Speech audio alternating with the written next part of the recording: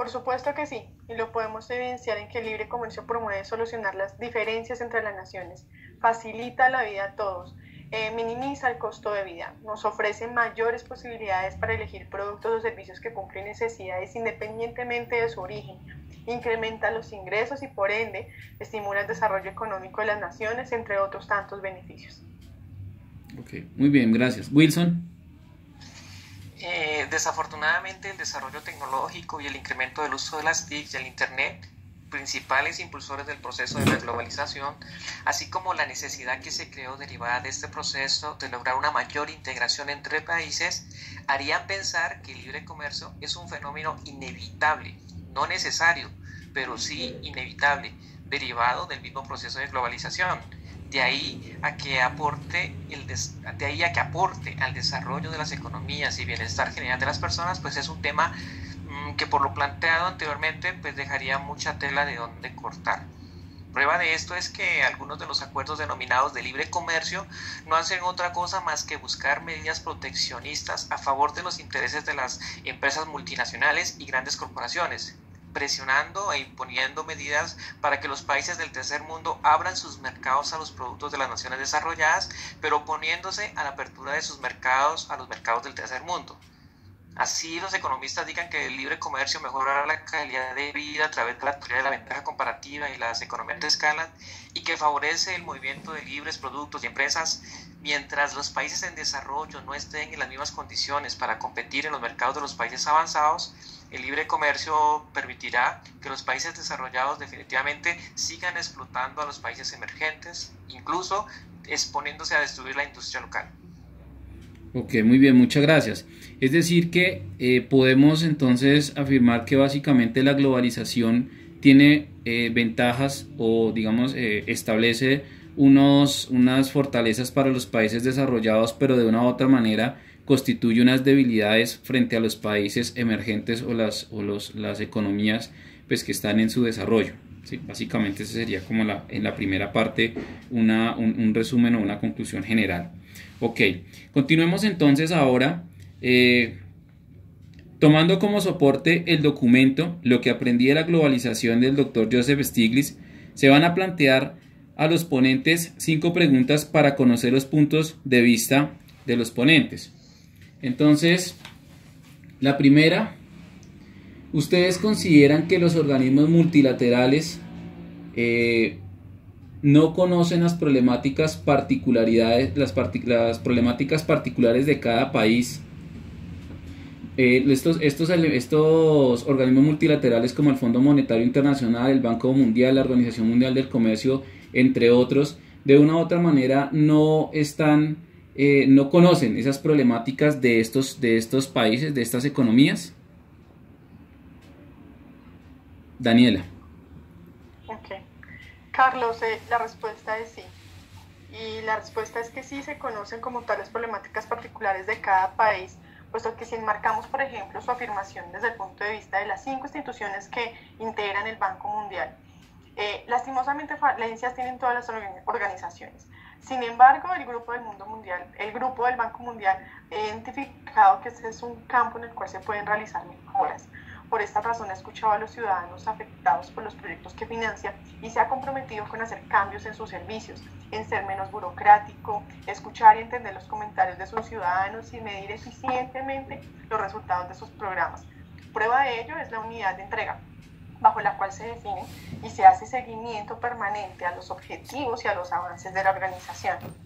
Ahora, otro punto que hay que tener en cuenta: si se analizan los objetivos de la organización, podremos identificar que estos se vienen definiendo bajo el esquema de prioridades de los países asociados, siempre teniendo como meta fundamental el poner fin a la pobreza extrema, a más tardar en 2030, y promover la prosperidad compartida para el 40% de la población más pobre. Ok, muchas gracias, Daniela. Wilson, ¿te gustaría realizar alguna pregunta o alguna argumentación sobre el planteamiento? Carlos, sí, muchas gracias. Sí, me gustaría preguntarle a Daniela específicamente frente a lo que ella plantea, digamos, cuál sería como un ejemplo concreto de esa situación que ella menciona. Gracias. Ok, claro que sí. Para no ir más lejos, uno de los objetivos principales del BID para esta vigencia es aumentar en un 50% la asistencia para los países pobres y frágiles o afectados por conflictos, avances que se esperaban tener en por lo menos los siguientes 3 años, pero a hoy, por medio de una reposición de 52.000 millones de dólares de la AIF, este objetivo ya tiene un avance del 93%. Ese es un claro ejemplo del avance que se está realizando en este tema. Gracias, Daniela. En ese orden de ideas, entonces, podemos nosotros, digamos que, deducir que efectivamente los organismos están en paralelo con estos avances y que de una u otra manera se tienen pues acciones, programas que están enfocados precisamente a poder realizar como tal ayudas a los países. Ok. La segunda pregunta, Carlos, señor. Perdón. Carlos, discúlpame que te interrumpa. Frente a lo que menciona Daniela, pues sí me gustaría como hacer una apreciación. Desafortunadamente, las diferentes crisis mundiales presentadas en las últimas décadas evidencian que las medidas tomadas por los organismos multilaterales, ¿sí?, no han sido las mejores o no han sido consideradas realmente la situación interna de los países afectados. Generalmente toman como referencia las medidas impuestas para enfrentar la crisis en un país diferente, ¿sí?, que lo toman como referencia o base para imponerlas en otros. La prueba de ello, como ejemplo, está la crisis asiática, ¿sí? En este se dejó claro que las imposiciones y exigencias del Fondo Monetario a países como Tailandia e Indonesia y posteriormente a Rusia, que fue donde se extendió esta crisis, fueron basadas en las medidas que se adoptaron para superar las crisis financieras de América Latina en los años 80 y no en la problemática real de estos países, lo cual, más que solucionar la crisis, ahondó la misma, de tal forma que se pasó de hablar de una recesión económica a una depresión económica, con las consecuencias pues que ya todos conocemos. Ok, muy bien, vale, muchas gracias, Wilson. Entonces, digamos que de este argumento surge la siguiente pregunta. Tomando como referencia la crisis asiática que menciona, ¿consideran las recetas económicas dadas por el Fondo Monetario Internacional mejoraron la crisis en la década de los 90? Daniela. Bueno, quizás la austeridad fiscal y política monetaria estricta de ese momento no hayan sido la mejor alternativa de solución para ese entonces, lo cual pudo haberse agravado cuando no se tenía en primer lugar conocimiento de los excedentes presupuestales con los que contaba Tailandia, la reducción de inversión en infraestructura y educación que venía sufriendo como tal, la influencia que tenía la Junta de Directores Ejecutivos del Fondo Monetario sobre las políticas adoptadas y la falta de oportunidad y tiempo para lograr un consenso o consulta al Parlamento o la sociedad. Y entre estas, y quizás otras tantas razones por las cuales las medidas adoptadas por el Fondo Monetario continuaron sin surtir efecto en restablecer la confianza, controlar la salida de capital y la depreciación de la moneda en Corea, Indonesia y Tailandia. Sin embargo, estas políticas adoptadas junto con la participación del sector, quien fue el que proporcionó un alto a la salida de capital, se logró identificar la importancia de realizar una vigilancia preventiva del sistema cambiario y financiero y los riesgos que pueden representar en liberalizar la cuenta de capital sin antes validar la solidez del sistema financiero interno. Ese es un caso práctico para entender que los objetivos, las recomendaciones y directrices que sugieren los organismos multilaterales, desafortunadamente algunas veces no surten efecto de forma inmediata, sino quizás a largo plazo. Muy bien, Wilson.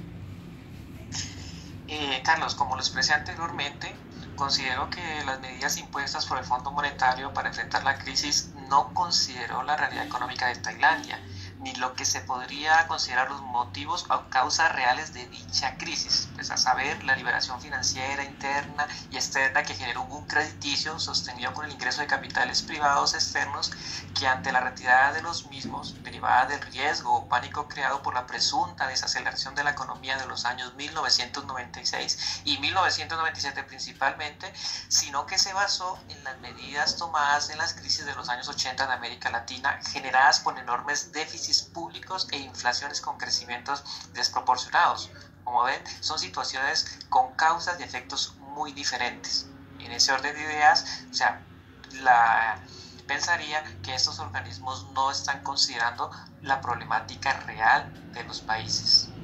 Ok, muy bien. En ese orden de ideas, entonces podríamos deducir que básicamente no hubo como una profundidad en cuanto a la identificación de las causas que generaron como tal esa crisis económica asiática, y pues que de una u otra manera el Fondo Monetario, perdón, pudo haber hecho alguna identificación muy por encima, y no llegó como tal a sentar un precedente que lograra como tal servir de base para poder como tal generar o brindar ayudas ante esta crisis.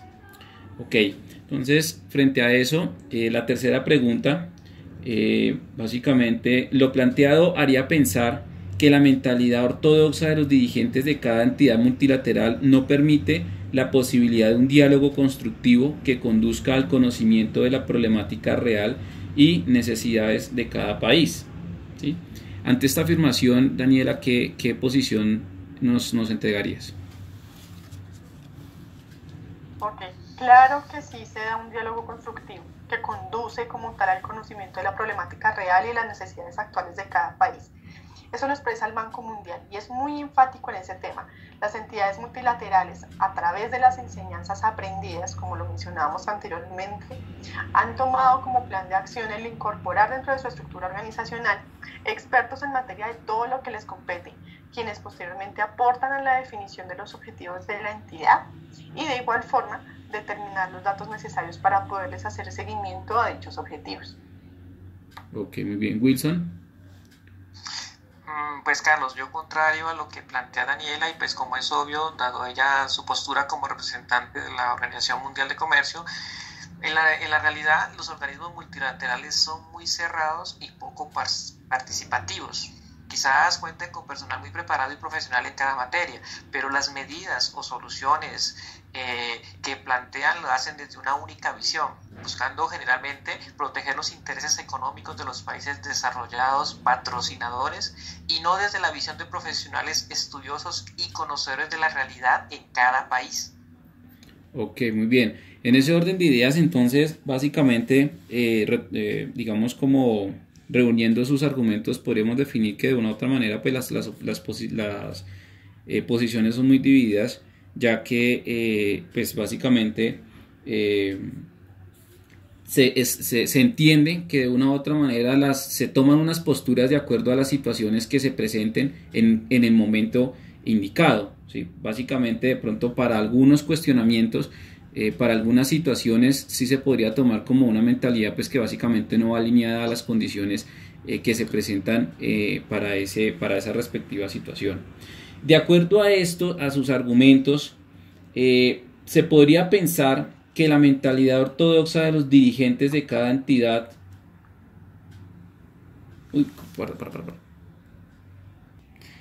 Entonces, de acuerdo a los argumentos anteriormente planteados,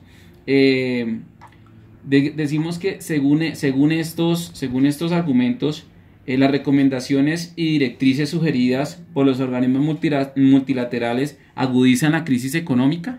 Daniela. Bueno, según lo acotado en las anteriores intervenciones, considero que las recomendaciones y directrices que sugieren los organismos multilaterales, desafortunadamente, algunas veces no surten efecto de forma inmediata, sino a largo plazo, agudizando aparentemente las crisis económicas. Ok, muy bien. Wilson. Eso es relativo. Algunas veces, como en el caso de América Latina, las recomendaciones y directrices sugeridas por el Fondo Monetario, por ejemplo, fueron acertadas y contribuyeron a la recuperación de dichos países. Pero por el contrario, como ya lo veíamos ahora, las medidas adoptadas en la crisis asiática ahondaron la crisis y complicaron aún más la situación.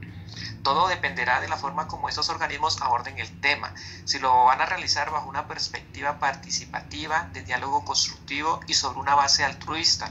Por ejemplo, que busque la recuperación real del país afectado a partir de la búsqueda de soluciones a las causas reales de las crisis y no a las manifestaciones o consecuencias de esta, que es en últimas lo que golpea al mundo y sobre lo que se trabaja en las propuestas que presentan estos organismos como alternativas de solución.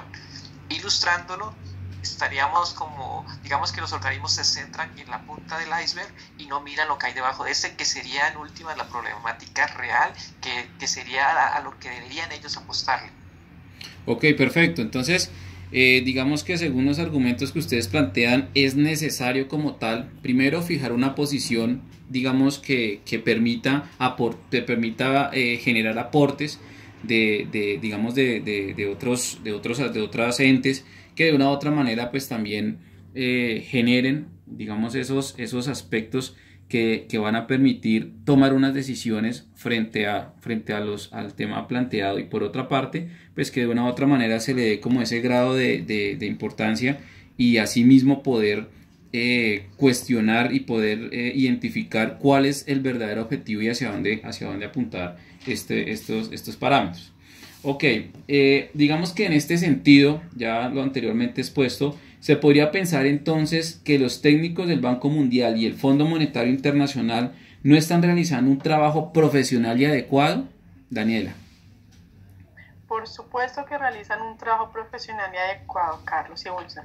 Esto se puede evidenciar en que las entidades han venido a través del tiempo despojándose de todo este pensamiento como tal y están trabajando. Ay, perdón, Tacho. Pausa. Dale. Listo. Claro que sí, y esto se puede evidenciar en que las entidades han venido a través del tiempo adoptando dentro de sus prácticas y dentro de sus entidades como tal las cambiantes y dinámicas problemáticas y necesidades que experimenta cada país. Acción, para lo cual ha sido fundamental contar con el personal adecuado y profesional en cada materia. Wilson. Yo diría que el trabajo de los técnicos como tal es muy profesional y adecuado. Lo que sucede es que, como se ha explicado, yo diría que el trabajo de los técnicos como tal es muy profesional y adecuado. Lo que sucede es que, como se ha explicado ampliamente en el desarrollo de este debate, es un trabajo descontextualizado y sesgado, en el que se da prioridad a las afectaciones o impactos que pudiera tener en los intereses de los países desarrollados y no a las causas e implicaciones que pudieran tener los países originarios de las crisis. En ese sentido, sería necesario replantear el enfoque de dicho trabajo. Ok, muy bien. Entonces, en ese orden de ideas, efectivamente, pues básicamente podemos afirmar que, ya recapitulando, la globalización tiene sus ventajas y sus desventajas de acuerdo a las posiciones y de acuerdo a al desarrollo económico de cada uno de los países. Hay que entrar a analizar muchos elementos que de una u otra manera afectan como tal la economía de esas naciones, como por ejemplo el trabajo, los salarios, la producción, las mismas ventajas competitivas, las mismas ventajas comparativas, que de una u otra manera pues van a lograr como tal generar esas fortalezas para que los países como tal puedan participar dentro del mundo globalizado. Es necesario tener en cuenta que este debate se tuvo como tal un soporte bibliográfico de los libros de Paul Krugman, de Robert Carbaugh, el documento de Joseph Stiglitz llamado Lo que aprendí en la globalización.